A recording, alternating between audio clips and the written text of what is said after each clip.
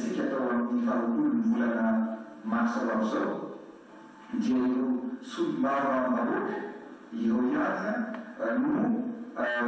anao sy anomana ny conférence nationale izay amilavola ny lalam-pamorenana vaovao ary rehefa lany izay tokony mpanina ao amin'io assemblée constituante io rehefa lany eo io dia mahositsika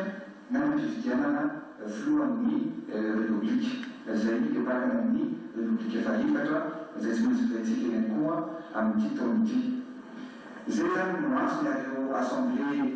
nationale io araky ny régime parlementaire manerana eran-tany io dia mitovitovy amin'izay ihany satria mba tsy sinitsony hoe mba aloha olona renan'ny vahoaka no anolotra ny prime ministre ary le hoe fiara-mitantana tiana atao eto amin'ny firenena dia tsy tokony ho atao ihany ao anatin'ny tetezamity fa ozy zay hoe tokony ho atao mihitsy ao anatin'ny fitantanana ny république ary zay no midingana lehibe ataontsika satria dia arakarany sara misy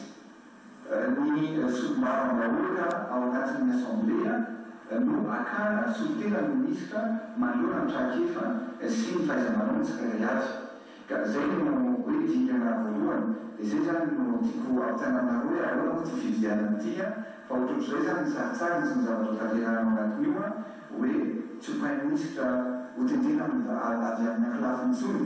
fa aloha prime ministre hotendrena amin'izay maro misy avy eo amin'ny assemblée constituante no anotra ny ministre ary amin'izay koa no anaovana